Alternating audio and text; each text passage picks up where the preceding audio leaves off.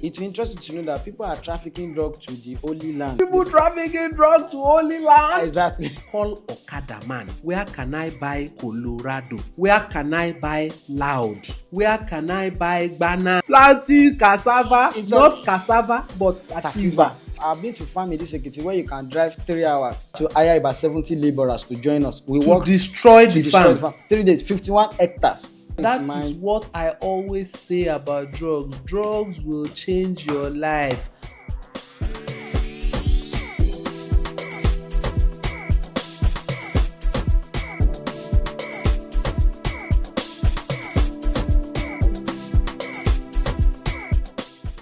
Welcome to the Ife Bamidele Podcast. My name is Ifeoluwa Bamidele, and this is the first edition of the drug-free series on our episodes for the drug-free project.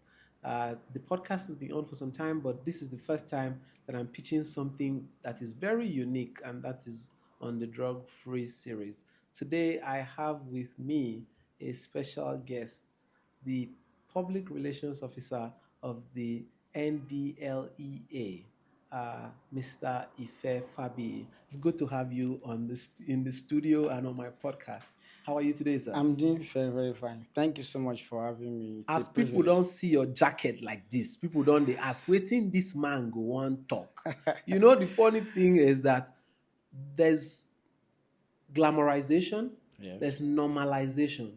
It has gotten to a point where people who don't use substances are the ones that are now the problem.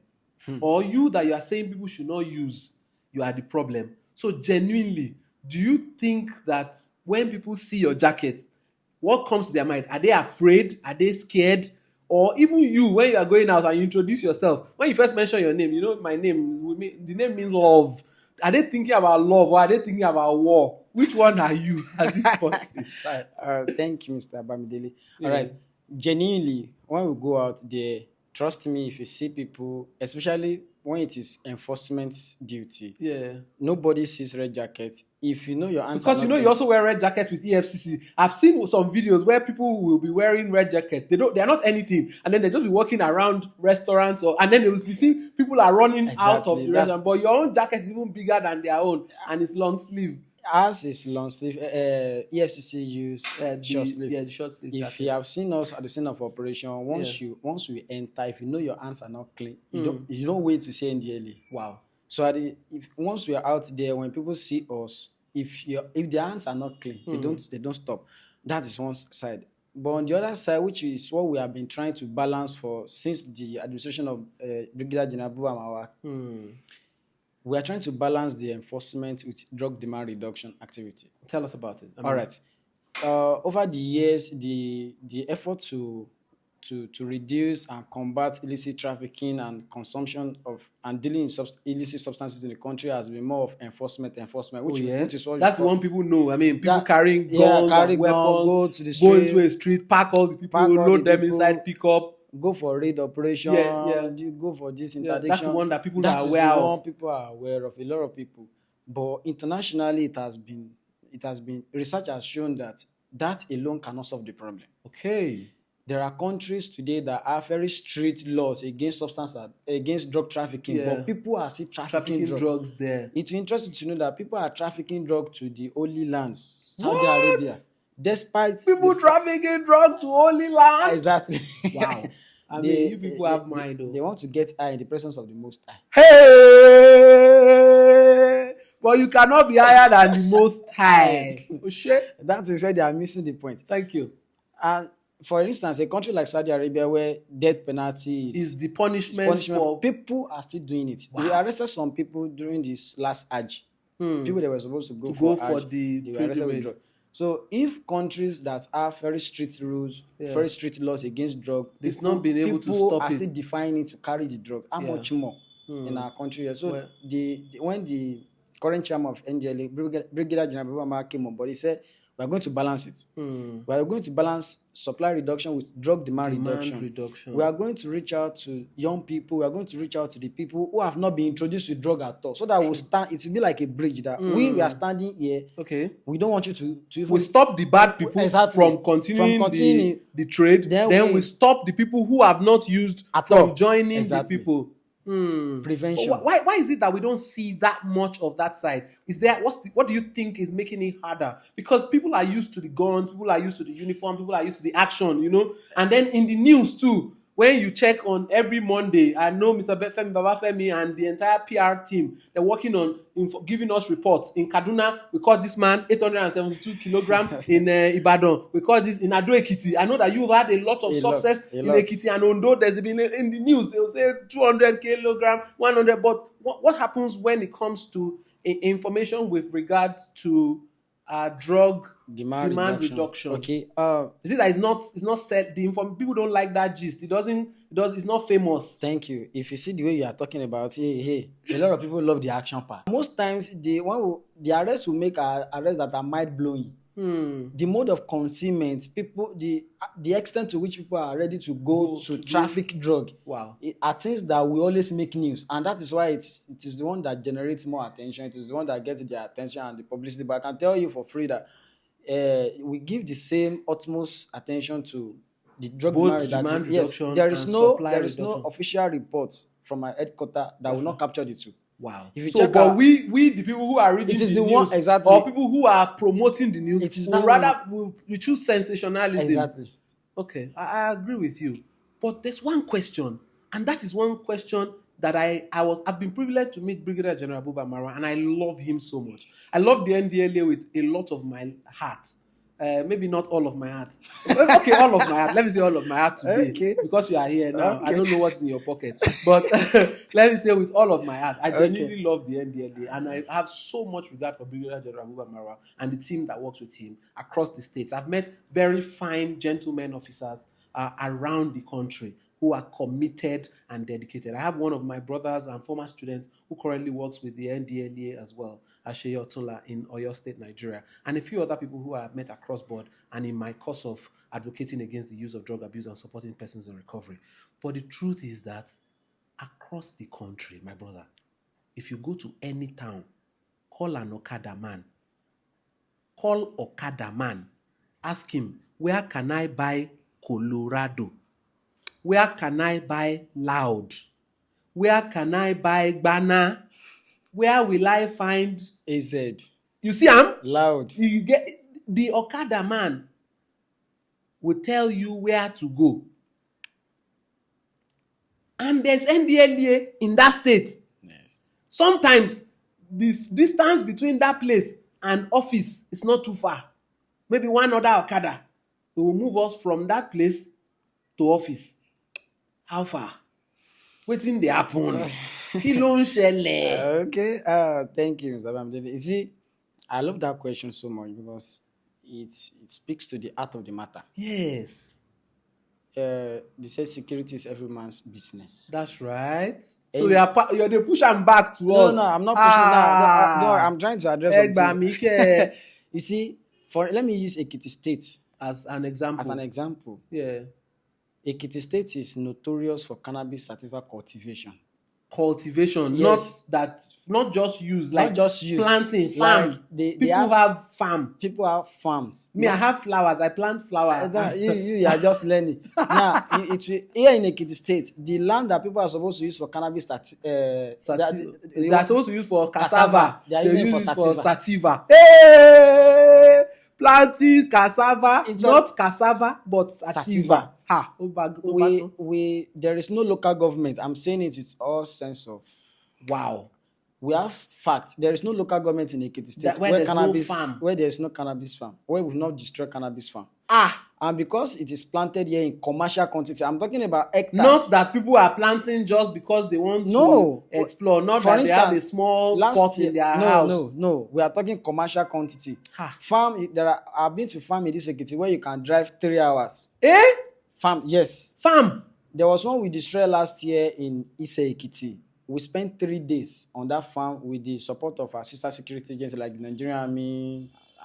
3 days. We had to hire about 70 laborers to join us. We worked to destroy the farm. 3 days, 51 hectares. What? 51 hectares. Not acres, not plots. Hectares of cannabis. It was all over the news where we destroyed over 100,000 kilograms of cannabis sativa. Now, because it is ready, the land here in Ekiti is very fertile. But not fertile for cassava. Not fertile for cassava. So they are using the fertility instead of using it for cassava. They are using it for sativa. Exactly. And because of that, it is readily available everywhere. We've arrested individuals in Ekiti here who planted it in their compound. Now, because it is readily available, they should plant maize. That's one of the things we're advocating. And because of that, it is everywhere. Okay. It is everywhere. And that's why it seems the effort of NDLEA is not yielding fruit. Because but you are making effort. We are making a lot of efforts. I can say that. We are working hard. We are working around the clock to make sure we bring this thing to the BRS minimum and reduce it. It cannot be eradicated. So it is not as if we are not working. No. It is because the people who are working against us, they are more than the people that are working. In fact, you have captured the power. Honestly speaking. If you are, thank God you have been to our office. So what do we need to do? Okay, on the side of our agency, for instance, last year, NDLEA launched what we call Alternative Development Unit. Like I said, our chairman said, see, we can't just be doing the old school style of, enter cannabis farm, destroy, and destroy. Let's look this cannabis farm of driving 3 hours. How many can you now destroy? Because if I drive 3 hours from anywhere, 3 hours journey, no be small matter. See, and use cannabis farm. Do you know that when somebody's farm, 51 hectares. There are farms in this Ekiti that enter Ondo State. Wow. Like you will see, you will be on the farm for days, like the one I told you about. 3 days. 3 days, and despite that, we were unable to finish the destruction. And if you know how much it costs to be able to mobilize exactly the resources to enter inside, they will go inside the thick of the forest to go and plant it now. So solution. What the agency? You said alternative development. It was launched last year to meet with farmers, to meet with community leaders, to meet with, because a stranger cannot enter Ekiti forest or enter any forest for that matter to say, I want to go. Some people gave them land. True. Some people most of the people you will see on that farm are people they are not Yoruba. People from different parts of the different part of the country. And you said some people also planted in their own house. People planted. Those ones are Yoruba, they are Hausa, they are Igbo, they are every tribe. People are doing different things. Exactly. So the people that are planting inside different forests in the states, somebody gave them land. True. So when we go, part of the alternative development unit goals is to reach out to these people that own the land. Yes. The community leaders, the traditional rulers, to collaborate with NDLEA to look at how we can switch the attention of people away from cannabis to planting other things. I know they did some projects like that in some countries in South America. It started last year. Wow, replacement farming where they give them seeds to plant other things different from. So rather than just destroy their farm, you destroy the sativa, or you now give them cassava, or you give them alternative that they can plant. I like that sativa, cassava, and then that most high. You cannot be higher than the most high. They go to the Holy Land to meet with the Most High, and then they still want to be high, but you cannot be higher than the Most High. Thank you. I like that. Yeah. So genuinely, you said that the challenge is that we're working really hard. There's a lot of solutions that we're proposing, but because of the magnitude of the work, it makes it challenging. Yes, why do you think people are using? Because, we're spoken about drug supply, but genuinely, there are products that are not selling. You can have a product and nobody's buying. And if nobody's buying, the product will go into extinction. The reason people are buying a product is because it exists, firstly, but also because people find a need for it. Because there's always demand. There are people who are waking up in their shop every day. Some people close down shop because they didn't have customers. Because they are not selling, exactly. But drug is something that for as long as... Why are people using drugs? Thank you. For as long as humanity exists, people will always demand for drugs. Let me shock you. Do you know that in the Bible there are instances of people that abuse substance? Really? Yes, sir. I didn't know. Yes, as sir. you they tell me now, let me. I beg, shine me light. Let me shine you light. The man that slept naked and slept with his own daughter. What happened to him? Wisdom. The first one got the father drunk. Don't leave me. And slept with him. The second one, let me do the same thing. They gave him substance, and the substance altered his mind. That is what I always say about drugs. Drugs will change your life. normal person wey no suppose sleep with him pikin don go sleep with him pikin don sleep with baba because of drug. Shoo! I don't know, say na Bible. Oh boy. So you can see it's something that has been with us from time immemorial and it's continuing to be with us. But one of the things that influences it now, that makes people to go into this thing. Number one, because we are talking to the young generation, is music. Music, glamorization on music videos. Kanaja nika masha. Give me the light. The kind of songs that we're listening the young people are listening to are songs that motivate glamorize drugs. Kò séwé. Kò ségbò.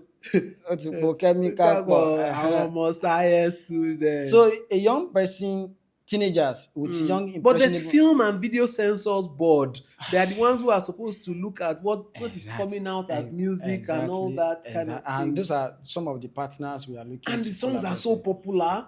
So young people want to be like Olamide Bado. Shout out to David Jones. That guy sings a lot of songs that say no to drugs. He just released some songs that are trying to help people to say no to drugs. He has a lot of songs, and I hope that one of these days I'll be able to have him on the podcast. But those songs, people don't even hear that song. If you mention him as an artist, I'm not even sure that some of you who are listening are able to recognize him as an artist. But bro is doing a lot of fantastic work. But they remember the songs that talk about Baba, Ifeoluwa, Atego. Exactly. That was from my brother. So Nice. Music contributes to it a lot. Man. Yeah. People want to be like their celebrity. Music, they want to look like media, media, movies, advertisements, movies, and then the economic situation in the country also contributes to it. But when people talk about economic situation Yes, as a justification for drug abuse, my challenge with asking is drugs are damn expensive. So what I've seen is people will choose not to eat and they will go and buy colos. So is it money that is their problem or their choices? Because if you give me money now, I get some amala wey if you see the amala man and put begiri, pomo inside, put eja kika, that is because you are not hooked on drug. For people that are hooked on drug. That's what I'm saying. So how can somebody say it's the economic situation? If economic situation they do, you go chop now. If you get money, you go chop. Now, because of the economic, I'll explain. Because of the economic situation, people that cannot afford the traditional drugs, the cocaine, heroin, they look for alternative. Like what? Which is what we call the non-conventional substances. Like there's a way they smoke Pampers. There is a way they smoke. I dey hear this one for the first time. There is a way they smoke menstrual pad. I hear that some people will go to pit latrines. Exactly. There's a way they will go and sniff latrines to get high. Yes, sir. Gum. Yes, gum. Lizard excreta. A lot of things. Hey, want to mention lizard. And some random. I beg, if you dey watch, I'm not try am. Do not do this. Do not try this at home. You know that time when you're watching a movie and they put, don't try this at home. I won't be explicit about that. Now, another thing they use for this to get the high effect is last year there was a documentary. It was Far Away Sierra Leone where people are now, there's a drug they call Kush, where they exhume the bones of dead people. You don't even respect dead people. Person live, he die. You see, they use dead body. When they bury people, they say rest in peace. But now the living are not allowing the dead to rest in peace. The living are not allowing the dead to rest in peace. All because of high. Now most mortuary, most grant now higher security guard to protect the dead from the living. We are protecting the dead from the living. Because people are going there to disturb them where they are resting in peace. Oh boy. To extract their bones and crush it to produce what is called kush. The same last year, it was around March, the Kano State Commander of the NDLEA raided some burial ground and arrested some people. So which means the thing is coming home. Now, because now you were talking about how can people say they are struggling economically, have money. Because you were mentioning some of the reasons. They may not have the money for cocaine, but they may have money for this to go and bust a cemetery. Hey. Or to go and mix. So they use the drug as a coping mechanism. So it's not just financial. It's not just. I mean, heavy income or high income earners. It's also people who don't have. And like I said, sufficient. some people plant cannabis in their houses. Yeah, so some people are using from home. So we have the ease of access. We have the economic situation in the country. We have glamorization of drugs from the media. What else do you think is responsible? The occupational individual is where an individual is working. Occupational predispositions for people that work in nightclub. It go hard, make you know. It go hard. For people that work in hotels, it go hard, make you know try. And one day they will say puff and pass. Puff, puff, pass. Puff and pass. Hey. Peer pressure. Peer pressure. I think that the peer pressure one, I don't know. We try to teach. One of the things I teach in the course of my years in advocacy is assertiveness skills. The ability to say no. No. People making choices. And I always use a very simple example of Coca-Cola products. I hope that Coca-Cola will pay me for this free advert. But I use examples of Coca-Cola products. And I say, we walk into a store. One person buys Coca-Cola. Another person buys Fanta. One person buys Sprite. Another person picks up Schweppes. Now, from the same company, and we make our choices and we don't feel bad about it. Different choices. Yes. And we are fine. Everybody's cool. We go home, we're friends. But you now buy your kush, you roll your... then you pass to me, and I say no. And then that day, I become your enemy. Yes. Just because I don't want to do what you're doing. It shouldn't be. People should be able to have some level of choices. But, the peer thing you spoke about, I think that is a very big factor. But genuinely, from your own personal opinion, what do you think young people can do to not be involved? I mean, like, to save themselves from their peers. Help me, my peers are using and I don't want to. You're a young person. You are in reality. When you remove your jacket, you are still a human being. You are still somebody's brother, somebody's husband, somebody's dad, somebody's cousin. So realistically, how easy is it for us not to do the things that our friends are doing? Okay, thank you. When we say peer pressure, it is not limited to a particular age group. Mm-hmm. Peer pressure also affects the older generation. True. The people you see at the paraga joints are not young people. That one self deal. Yes. So it's not just young people that have peer pressure. No. Some people have gone to go and drink paraga 8 a.m. in the morning. Also, people are buying pelebe in the garage 6 a.m. in the morning because their friend too has bought one sachet. So it's cut across the age group. Now, one thing, like you said earlier, sir, assertiveness training, ability to say no and mean no. To say no and mean no. Because a time will come, if you don't say no to the drug begins to control you, and by that time you cannot say no to it again. It will reach one stage, no go work. No go work again. It will get to state, it is the drug that will control you. If you have not taken the drug, that is addiction. If you have not taken the drug, you cannot function normally again because the drug would have rewired the brain. So much that if they have not taken it, they cannot eat, they cannot sleep. You see them agitating, you see them shaking, nervous breakdown. They can't control their body function.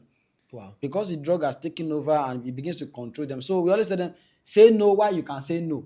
Say no while you can say no. You see, say no while you can say no. No, be me talk that one now. Because sometimes I've been talking so much and I'm asking myself, is it everybody that is thinking the way I'm thinking? Or am I the only one who is seeing this thing? Because it looks like all of us are seeing it. And then we just choose to be silent. The thing is there, is a monster, is killing people one by one. And then all of us are just quiet like, let's not talk. Business. Well, so that is one. The ability to say no and mean no. And then to get ourselves engaged productively. A lot of young people are not doing anything. Yes. And they always say I do and it's devil's workshop. This time around, devil not even get workshop. He get full factory. Workshop now small thing. Full refinery. People are mixing so many things that are killing other people. If I show you the kind of things we have arrested, there was a time we arrested some individual from this popular spot in Ado that smokes condom. Yes. They are smoking condom. It was there. We found out. I am hearing this. It was there. We found out. I beg you in the name of God, don't die. Maybe behind the scene, I will tell you how they don't die. Please don't die. I beg you in the name of God. See, I beg you. I'm begging. Nigeria, if you are watching this, Nigeria needs you. Please, Nigeria may not even need you. You should need yourself. Just need yourself. In case Nigeria has failed you or your family has failed you, please, just for your own sake, it will be good to end this life in a good way? Because sometimes you get to a place, if they ask wetin kpai you, they say you smoke condom. You know, David Jones, in one of his songs, he say he take colos, and now he don colo. To colos. The problem is you'll be hearing on colos. It looks like Colorado has changed the dynamics. Yes, totally. What is it that Colorado is doing to young people? People are running mad. People are getting crazy. Mental health situation is deteriorating. Yes. People that used to think that they had control of alcohol, of drugs, of random things. It looks like Colorado is making it different. Yes. What is it that is unique or distinct with Colorado? Thank you, sir. Colorado, okay, cannabis sativa. Oncolos. I'm going to mention this. Colorado, AZ, Banco, and Loud. All of them are strains of cannabis sativa. I see. So they are it's still cannabis. It's still cannabis. It's like saying rice. Rice. You say ofada rice. You have white rice. Jollof rice. Fried rice. Now Igbimo rice. The differences between all this is the taste is different from each other. One is stronger. One is polished. One is authentic. That is different between Colorado, Loud, AZ, Banco, and the regular cannabis. Now, I see. The regular cannabis is not as strong. It's not as addictive as the Colorado. So what strains. People, if you see people when we arrest them, the individual that can smoke like 15 wraps of the regular cannabis, they're not born and where to finish a wrap of Colorado Mayawere. Because it's very and that's why people are now craving it. They want the fast high. The one that is high. The one that it is very fast. It is very, very strong. So they don't need to smoke 15 wraps. You can just do just one, and it is stronger. Now another difference is the regular cannabis. Yes. If they smoke it 15 houses away from here, you perceive it. Okay. But if they smoke Colorado beside you may not know. You will not. So the fact that it is easier to also the odor has been taken care of, so it doesn't smell like the regular cannabis. So and it is very strong. So people are going for it because it gives them that eye. The eye you get from smoking the regular cannabis in like 15 wraps, you can get it in just a few seconds. So Loud, Mogbe, Colorado. So now people are going Loud, Colorado, AZ, Banco. Because they have mixed other chemicals. I didn't say Banco na food for Ghana. My brother, no go try. If you go give me Banco na, I go think say na food na food. It's not food. They mix all sorts of things. Hey. If you sit down with this guy, they are giving you names. You ask yourself, you have this brain. My brother, you have to come back. Do you think that this is a problem that can be solved? Yes, sir. 100%. I talk that yes now. If you said no, I will have said okay, finally. It is a problem that can be solved if all of us are ready to do what needs to be all done. Hands on deck. All hands on deck. So in your years of work and experience with drug supply, drug demand reduction, and being in the NDLEA, what do you think has been one of your most painful experiences? I mean, personal, seeing people and persons. What's the most painful experience that you have seen or that you've had? I think the one that will rank as the most painful is the one that happened last year. Okay. Where we had a case of a young guy, a young man in his early 20s, I think 22 or so. Yeah. His parents brought him to our office. They rushed him to our office. All right. Because he was abusing substance. The thing has gotten so bad that he has started selling stuff in the house.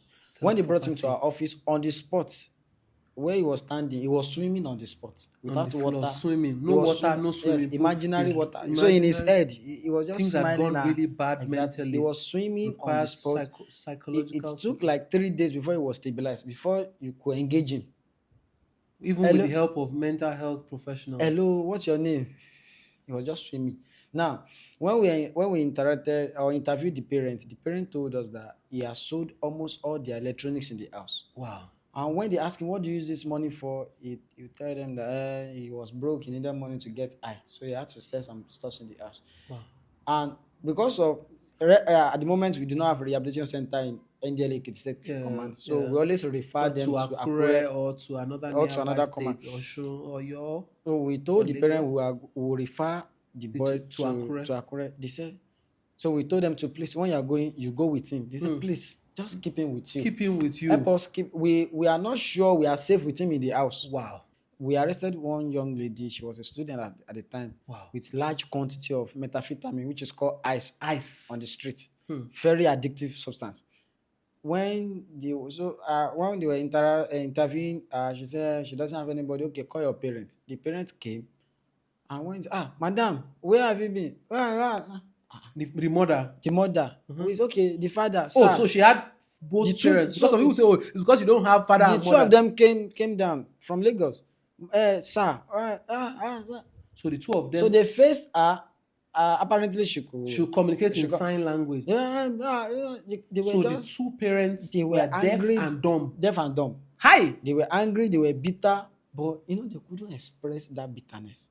So all they were just doing was just the sign. Almost everybody in the office wept that day. Even the lady, she broke down in tears because we're like, see what you are subjecting your parents to. See, that experience lingers in my head. Every time I remember, I say, Kai, this is what can happen. This is what can parents. happen. You can turn your parents to tears. You can bring pain. Yes. So even people who don't know you, yes, they become teary for you and look at you and look at your situation and say, see where this person found themselves. Exactly.